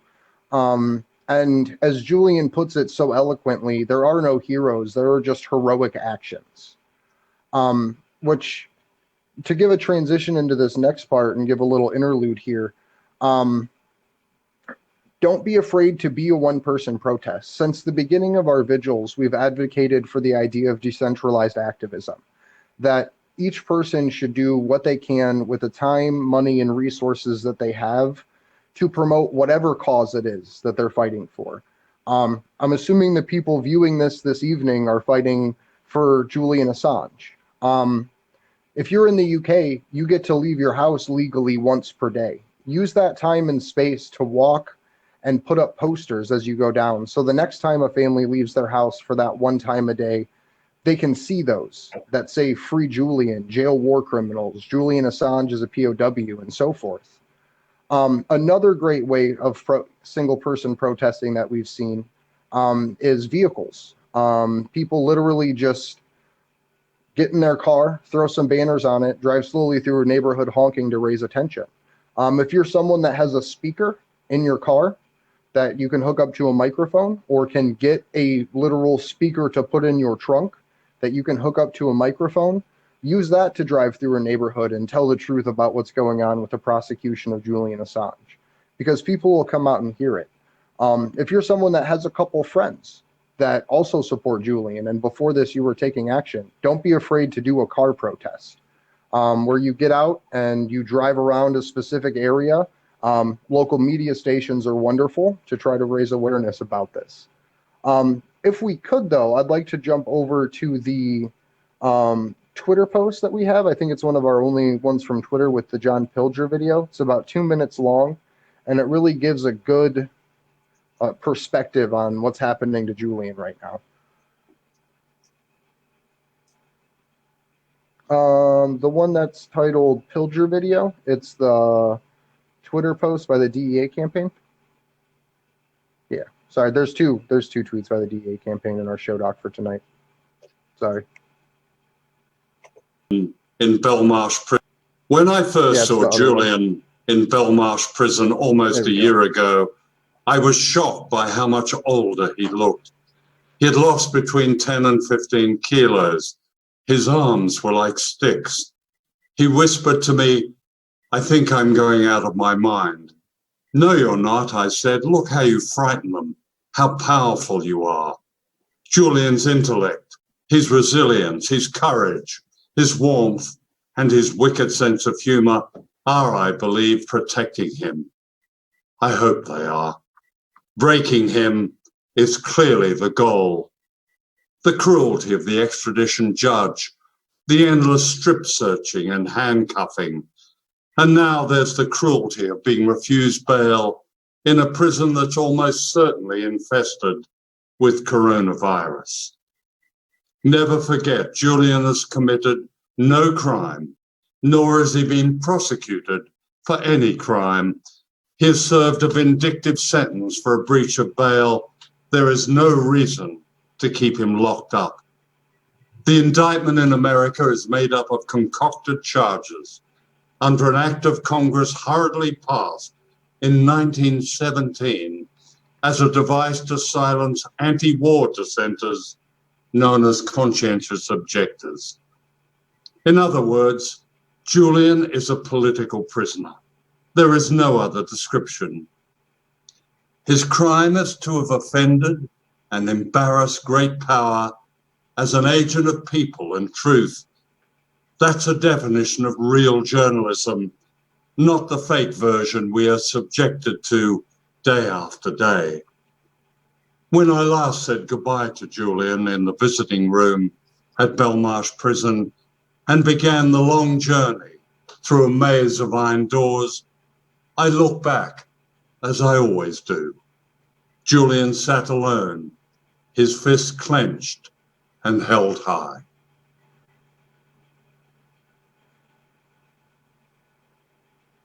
So John Pilger outlines it absolutely beautifully, where he talks about how afraid they are of Julian for his intellect and his courage. And it's to the point that just the mention of his name makes people in the halls of power tremble and get angry because of what he has done to expose the darkness that is behind the scenes of what we call the American way of life.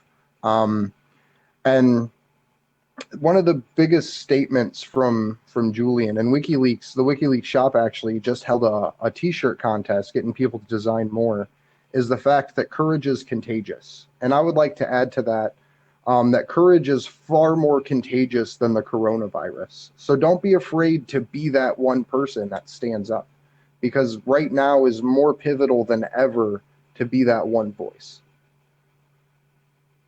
Look, and here's the thing. You aren't one voice. There is a community of people who have been speaking out about this, some of them for years and years and years. And Pilger is one of those guys. Pilger is a stone cold badass, man. And along with Craig Murray, whose presence in the courtroom for Julian Assange's case management hearings is sorely missed, because his summations of what happened day by day during the first week of the extradition hearing, they gave me life, man. That guy was on it. I want to kind of highlight what he was saying, though, about Vanessa Barrister, because this judge, first of all, has no business presiding over the case. Her bias is beyond clear. The way that she smiles and nods to the Crown prosecutor and just sort of goes along with whatever the U.S. State Department is asking for. The fact that she comes to court with prepared statements so that when the attorneys are done, there's no moment of reflection or consideration on her part. She just picks up what she wrote and reads off of it. Decision made before any of the proceedings began. This is a show trial. This is a sham. Literal kangaroos would be more objective in this fucking kangaroo court. And for Vanessa Barrister's, I don't know, style, she got added to the website Wikispooks. If we could pull that up, Sleepy Josh, that would be fantastic. So let's kind of go through this a little bit. Vanessa Barrister serves as a district judge at Westminster Magistrates Court, where on 21st October 2019, she refused to extend Julian Assange's UK extradition proceedings, telling Assange his full extradition case would begin on 24th February. Having summarily dismissed Julian Assange's bail application, Barrister ruled on 7th April of 2020, that was a week ago and a couple of days, that the names of Assange's partner and young children could be published in the interest of open justice.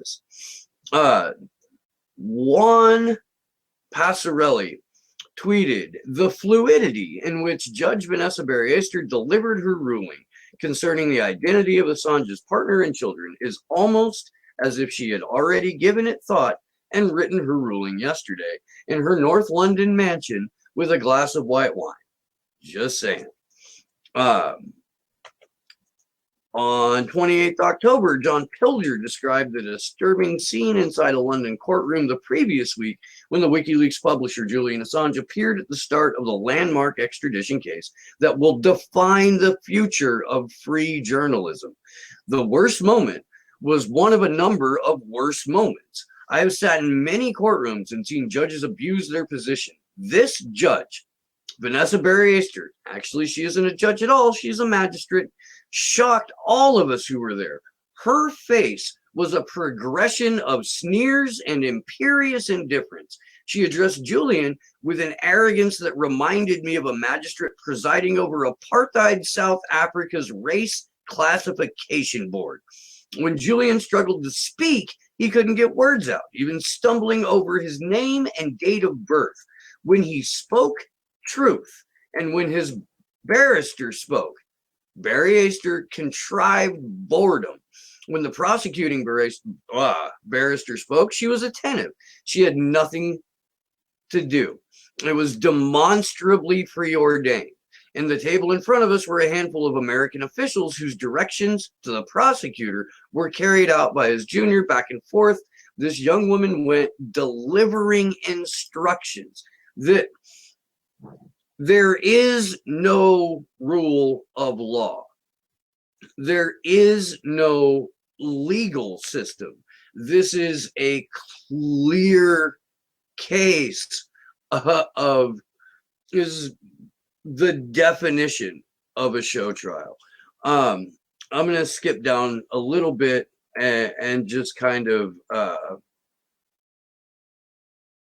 highlight this part. I don't want to read the whole article, but danger to the public. Vanessa Barriester is under a clear instruction to mimic concern by asking near the end of every session before we break away if Julian is feeling well and whether he would like a break. She then routinely ignores his response. Yesterday, he replied at some length. He could not hear properly in his glass box, the freaking human zoo cage that they put him in, away from his attorneys where he couldn't have contact with them.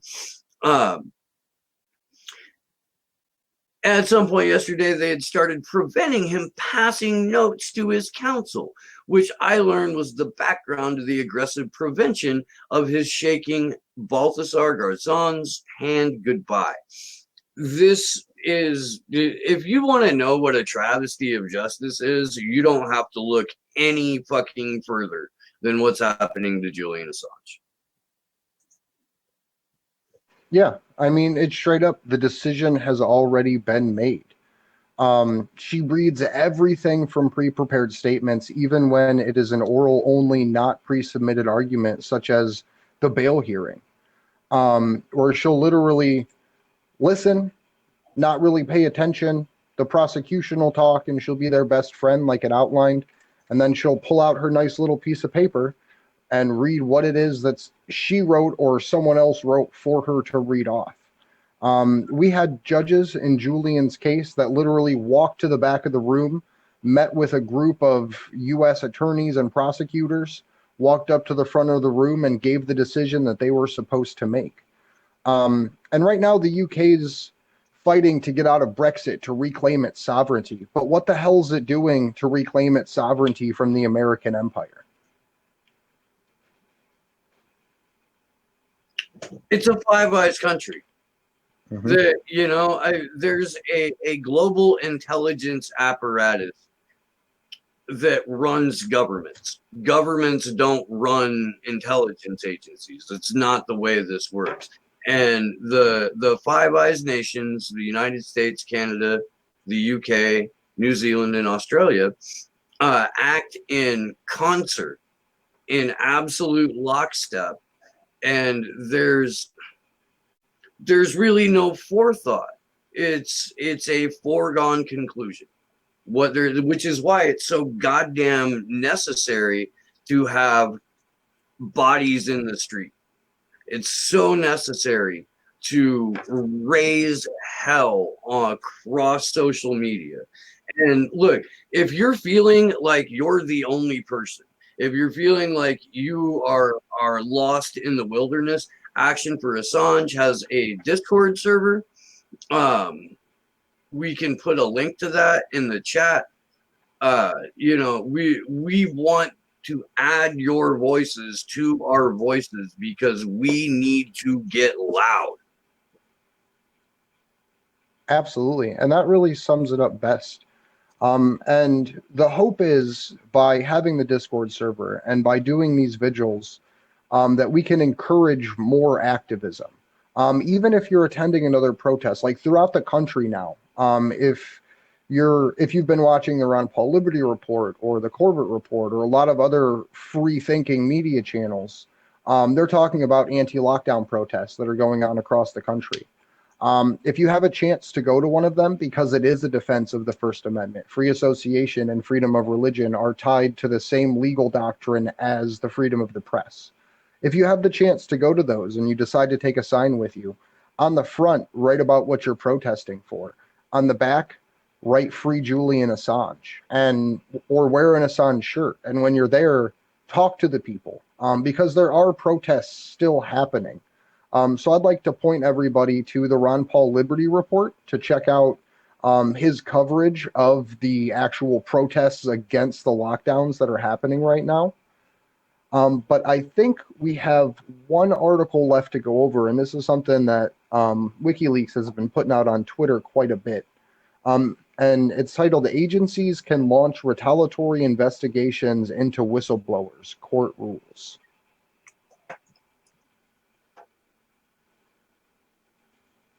And we got that up on screen for everybody right now. Federal agencies can launch retaliatory investigations against employees who blew the whistle on wrongdoings without violating anti-reprisal law, a federal court says in a precedent-setting ruling. While agencies cannot dock pay, deny promotions, or engage in several other retaliatory personnel actions against whistleblowers, investigating a worker who has attempted to shed light on inappropriate or illegal behavior is allowable, the U.S. Court of Appeals for the Federal Circuit said. Federal whistleblowers have long complained agencies seek to turn the tables on them in an effort to discredit their claims or remove them from their position. The case involved Leonard Sikis, who served as the director of the VA facility in Denver. Sikis made multiple disclosures to the VA Inspector General protected under the whistleblower law, raising concerns about the agency's spending and contractual anomalies. In 2014, Sitek was interviewed by an administrative investigation board examining inappropriate office relationships, during which he realized he himself was subject to an investigation. He notified the IG that he suspected this was a retaliatory action for whistleblowing. Later that year, the board cited Sikis for failing to report that a colleague had inappropriate sexual relationship with a colleague's subordinate. The VA issued a letter of reprimand. So the federal government now, through this case, has essentially allowed 4 whistleblowers who are using the terrible as they are available channels to blow the whistle as a way to now launch investigations to reprimand and write up and ultimately remove these employees from positions of power, because they don't want anyone within the system that is willing to challenge it. Getting back into the article, in early 2015, the VA rescinded Sik's letter and stuck it in his record. Later that year, the IG validated 2 of his claims, struck it, 2 of the claims of his department's wrongdoing. Brought a case before the Merit System Protection Board, arguing that the VA retaliated against him for blowing the whistle. An MSPB administrative judge, however, ruled in the VA's favor, leading him to appeal the decision in a federal circuit court. To qualify for relief under the whistleblower law, employees must demonstrate their agency took a qualifying personal action, such as a denial of an appointment or a pay decision or other significant change in duties and working conditions. The MSPB judge ruled and the appeals court subsequently affirmed that a retaliatory investigation in and of itself does not qualify as a personnel action eligible for corrective action. Under the Whistleblower Protection Act, the court stated further that Congress acted purposefully in excluding retaliatory investigations from prohibited behavior under the law. Look, we know that we know that there's been a war on whistleblowers forever. It ramped up significantly during the Obama administration. There have been token pieces of legislation that are poorly written with a lot of loopholes in it. One of Ro Khanna brought it forward, and was, you know, getting a lot of good ink from quote unquote progressive media about it. Hey, look, Rokan's got to protect the Whistleblowers Act, and you know it's going to help Julian Assange. And then when he was asked directly by Ryan Grimm, he said, "Oh no, this would not help Julian Assange." And people still think that Ro-Khanna's legislation would do that. Look, right now in the 2020 NDAA, the National Defense Authorization Act, under the umbrella of terrorism, hacktivists, leaktivists, and public disclosure outlets are added to that category. Right now, what we're doing could get us in trouble under the NDAA. It's the worst NDAA since the 2012 one, which legalized propaganda and erased the Smith-Mundt Act. And also in that one, the 2012 one was indefinite detention of U.S. citizens if it falls under the rubric of terrorism, which now hacktivists, leaktivists, and public disclosure outlets do. We live in a fucking cartoon. And it also allows them, that NDAA 2012, if I remember properly, to remove U.S. citizenship and to deny due process and habeas corpus. And essentially what that means is the government can disappear you without any rhyme or reason or provide whatever cover story they want for why they did it. And we're living in an age now where you have Bill Gates and Fauci directing government policy about how to expand the surveillance state to give up liberty and protect security. One of the things that they're proposing is literal all-the-time GPS tracking of everybody and having a government app that enables Bluetooth to communicate device to device to see who you were close to. And if someone you were close to, like physical proximity, was or could have been in contact with someone that may or may not have had the coronavirus, they're proposing a national application that people will have to install on their phones that will say you are not allowed to leave your house under a 14-day quarantine, but not provide you with the rhyme or reason of who you came in contact with or who you came in contact with that came in contact with someone. And it's just a matter of time before we are literally placed in house arrests as activists and leaktivists and a public disclosure organization, such as a simple YouTube channel, because the crimes against free speech have become so immense at this point that we are all Julian Assange. And that's a statement, and I've said this a billion times, and it's probably old at this point, but there was a long time where people were saying that they're not after Julian Assange, they're after us, and he was just in the way. And now that the entire world essentially has been placed under house arrest and in the same restrictions that he was in the Ecuadorian embassy, that has never been more true.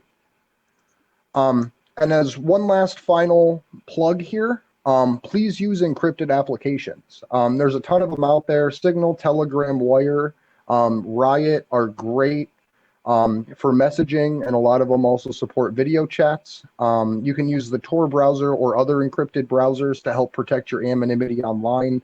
This is not a paid product placement, but there is, short of having a quantum computer, the belief that encryption helps stop mass surveillance efforts, at least in a way, because as they're scraping information from public nodes and literally putting all of everyone's information into these supercomputers to analyze public dissent, that level of encryption gives you some protection for what you're doing, because they have to individually target you under the current system of belief to understand what you are doing and saying to your friends.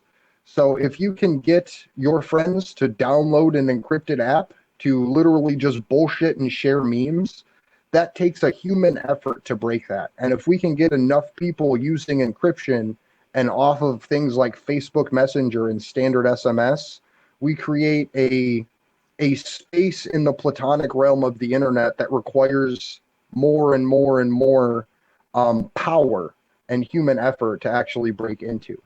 But I would like to thank everybody for tuning in tonight, especially Unity for Jay for allowing us the use of their platform. And again, this Saturday, kicking off at 7 a.m. Here Eastern Time, 4 a.m. Pacific, 3 p.m. if you're over in, or noon, I believe, if you're over in the UK. The Don't Extradite Assange campaign is starting the world off with a streaming event. We'll be following it up with multiple others on our channel, including one with the Yellow Vest protesters and our personal interview with Chris Williams, the former MP. Williamson. I always get his name wrong and I apologize. But you can find us on Twitter at action_4Assange. You can find me personally at Andrew Zigmund. That's Zigmund. And I would just like to thank everybody for watching, and especially thank Ian and Tim for coming back on again. If you're just seeing me for the first time, my name is Steve Poikinen. I host a show called Slow News Day, which you can find here on YouTube by typing Slow News Day Podcast into the search bar. It's like a Tribe Called Quest. You got to say the whole thing. I do independent media, like truly independent media. I don't use mainstream material for my baseline content. If I can get the journalist who writes the articles that I highlight on my show for an interview, I will do that. Very recently, I've had Whitney Webb and Elizabeth Voss. Both of them will be coming back onto the show soon. Both of them do groundbreaking and phenomenal work. Huge thanks to Tim Canova and to Ian Schlackman. Huge thanks to Sleepy Josh on the ones and twos, and Andrew for being with us for week 41. We have been doing this for 41 weeks straight. The amount of content that we have created in the last 9 months is truly significant, and we have been able and just so lucky and fortunate to have wonderful guests. You guys who are watching, you make it. We love you very, very much. And we will see you Saturday at 1 p.m. Eastern, 10 a.m. Pacific. Good luck to us all.